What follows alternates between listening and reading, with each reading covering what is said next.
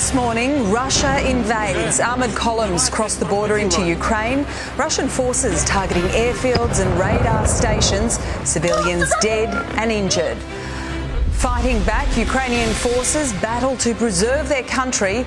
Pictures of destroyed Russian tanks and helicopters from across the country. Humanitarian crisis. Thousands flee across the border towards the west.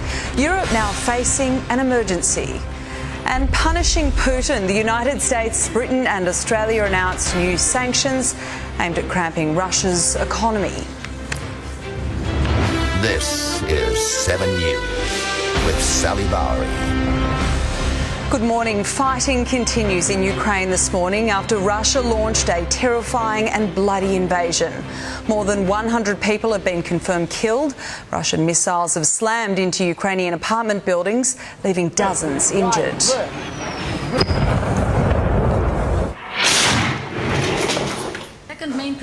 Western allies, including Australia, have reacted with outrage, promising a raft of new sanctions against Russia, isolating its economy. Overnight, brave Russians took to the streets in dozens of cities to protest against the war. Some met with fierce violence from Russian police. While on the borders of Ukraine, thousands of civilians are trying to flee to safety, creating a humanitarian crisis for Europe. This is a live shot of the Ukrainian capital, Kiev, where a curfew is now in place as Russian forces advance.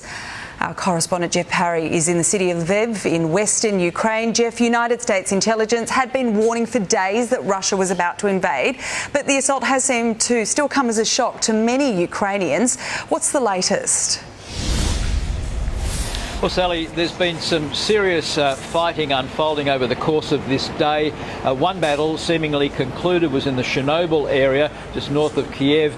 Russian tanks capturing the notorious Chernobyl nuclear power plant and making hostages of some of the people who were there. But the Russians certainly haven't had it all their own way since the invasion. The Russian invasion started before dawn with an artillery barrage and quickly became a full-scale air and land assault. Russian gunships swooping in on a military airbase near the capital, Kiev. Above the city, 2 Ukrainian fighter jets raced towards the battle. At least 1 Russian helicopter was shot down, and in the afternoon, Russian airborne troops were spotted on the outskirts of the airbase, apparently in control. And it has not been taken back by the Ukrainian military. It is the Russian military. You can see them now moving back to a different position. Elsewhere, 3 columns of armour drove deep wedges into Ukrainian territory from the north, the northeast and the south, all marked with a white painted Z as a mark of recognition. But it is clear the Russians have not had it all their own way. Ukrainian troops have taken out Russian tanks, pictures of burning Russian armour appearing from across the country. The Ukrainian president has addressed the nation. What we're hearing today, it's the sound of a new Iron Curtain descending, cutting Russia off from the civilized world. It is our task as a nation to make sure that this Iron Curtain doesn't pass through our Ukrainian territory. Late yesterday, as he launched the war, Putin hinted at the use of nuclear weapons. Whoever tries to interfere with us, and even more so to create threats for our country, for our people, should know that Russia's response will be immediate and will lead you to such consequences that you have never encountered in your history. Military observers say Russia has launched at least 100 missile attacks. This is the remains of a radar station near the Black Sea coast in the south of the country. Here, a cruise missile streaks across the sky to strike a Ukrainian airbase near Lviv. Long lines of traffic have choked Ukraine's major highways as civilians try to flee to safety. It seems that airport at Hostomel, which the Russians claimed, has flipped. The Ukrainians are claiming that they now have it after a very savage counterattack. It's crucial to the Russians because it's a military airport that can take very big military planes and unload lots of troops and lots of heavy equipment on Kiev's doorstep. Sal? Yep, things are changing by the minute. OK, thank you very much, Jeff Parry, reporting there. Well, there's a new humanitarian crisis unfolding in Europe as Ukrainian civilians flee to neighbouring countries. Chief Correspondent Chris Reason is on the border with Poland. Chris, there is a rush of people trying to get across the border to safety tonight. Yeah, good evening to you, Sally. Good morning to you, Sally. Yeah, look, we've arrived a few hours ago, and I can tell you the traffic here hasn't moved much as thousands of people try to move from this side of the border in Ukraine over to that side of the border, Poland, only a couple of hundred metres away from where we stand now. This is a scene that's being replicated across border posts across the Polish border this evening. There are 8 border posts that have been opened up by the government here, allowing people to get across the border, humanitarian reasons, trying to get them sanctuary and safety. The central government of Poland has been talking with regional officers around the border areas, warning for weeks that this was going to happen. They've been preempting this and getting prepared for it. They know that this trickle of thousands today will turn into tens of thousands, hundreds of thousands, and according to one aid agency from America, potentially millions as the weeks and months of this conflict drag on. The civilians we've spoken to in this line are terrified, Sally. They're trying to get out. They grab what they could. They've stuffed their kids, pets, few possessions into cars, and they're going. Several I spoke to have no idea where they're going to go to. They say they just want to get to Poland and to safety. Let's take a quick listen to one woman we spoke to who spent a lot of time in Australia, had great English. Take a listen to what she had to tell us. It's the 21st century, of course, and no one ever thought that this would be happening in the middle of Europe. It's heartbreaking because I think people of Ukraine deserve better. They have chosen their path. They want to live in a free, democratic state.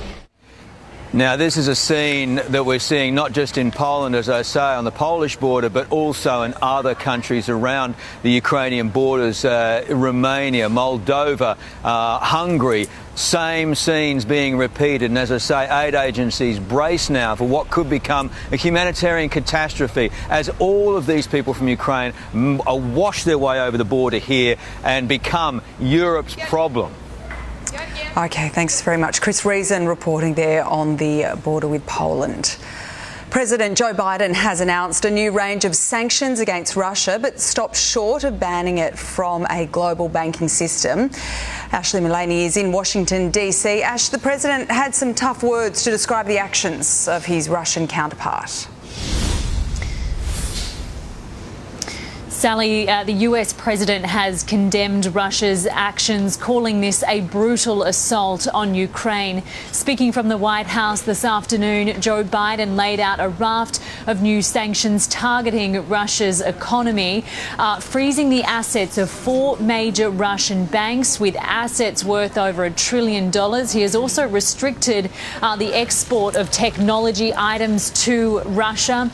He did reiterate today that he would not be sending any American troops to Ukraine. However, he's deployed 7,000 more troops into Germany, and that is to beef up NATO's eastern flank and to offer more support to NATO countries. But essentially, Ukraine left to fight this battle on its own. These were the words of the president. Putin is the aggressor.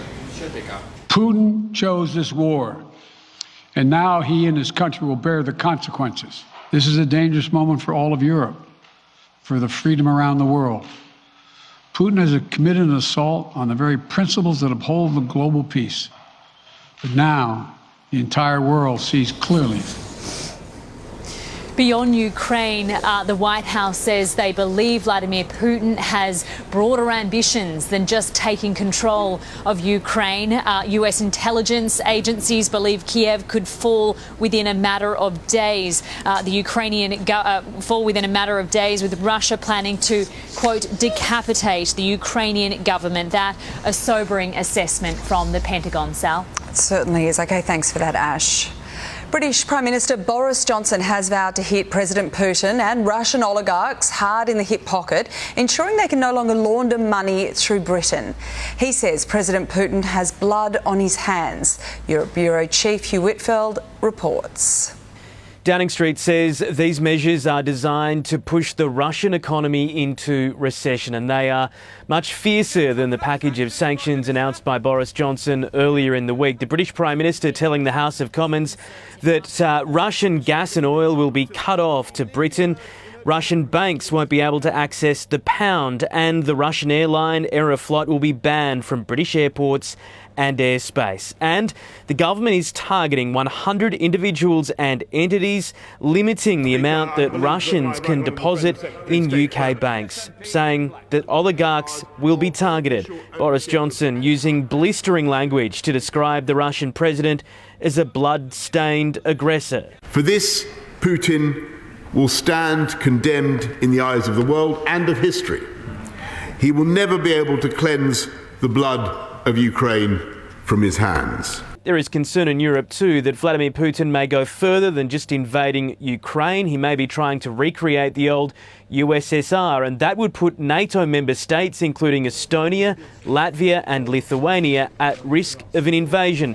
NATO is sending thousands more troops to its eastern flank, trying to bolster its defences. Peace on our continent has been shattered. We now have war in Europe on a scale and of a type we thought belonged to history. It is President Putin who is bringing war back to Europe. And in these dark hours, the European Union and its people stand by Ukraine and its people. There have been anti-war demonstrations here in London outside Downing Street and in Russia in at least 39 cities. Thousands of people taking to the streets to protest against Vladimir Putin's invasion of Ukraine. They are clearly very brave, because anyone who opposes Vladimir Putin's policies and his regime in Russia is often met by security forces, and hundreds of people have been detained. Prime Minister Scott Morrison is continuing to ramp up the pressure on Russia as part of an Allied-backed response. Political reporter Taylor Aiken is live in Canberra. Taylor, what's Australia's next move?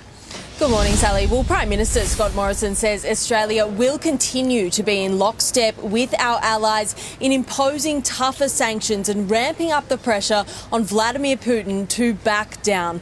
The Prime Minister widening sanctions imposed on Russia after the invasion began, today going even a step further. But despite world leaders using economic weapons to tighten the vice around Russia, Scott Morrison has reaffirmed that no Australian troops will be deployed to the conflict zone, but support will be provided to NATO. Scott Morrison says there will be consequences for Russia's actions, joining Defence Minister Peter Dutton in pointing the finger at China, accusing Beijing of throwing Russia a lifeline.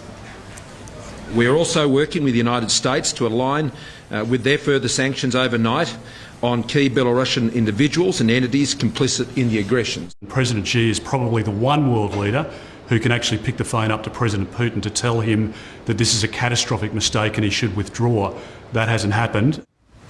Despite this conflict seemingly a world away, the impact is already being felt here right in Australia. The ASX slightly higher today after plunging almost 3% at the close of trade yesterday. The conflict also straining global oil supplies, contributing to soaring petrol prices, with fears the average cost of unleaded could climb to over $2 a litre. Overnight, buildings right across the country lit up blue and yellow, the colours of Ukraine's flag, in a show of solidarity for the people of Ukraine, who really are at the heart of this crisis. Sal? OK, thank you very much, Taylor Aiken in Canberra for us this morning. Next in 7 News, dramatic rescues as southern Queensland is smashed by torrential rain and thunderstorms. And we hear from the civilians of Ukraine whose lives have been upended by Russia's invasion.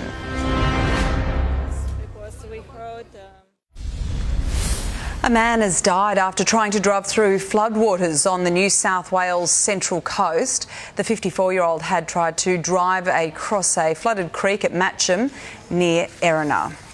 Meanwhile, Queensland's flooding emergency has claimed a second life. Emergency services finding the body of a motorcyclist as more torrential rain falls. Jordan Bissell has more from Caboolture, just north of Brisbane. Well, Queensland's floods have tragically claimed a second life after a 54-year-old father of three's motorbike became stuck in floodwaters near Gympie.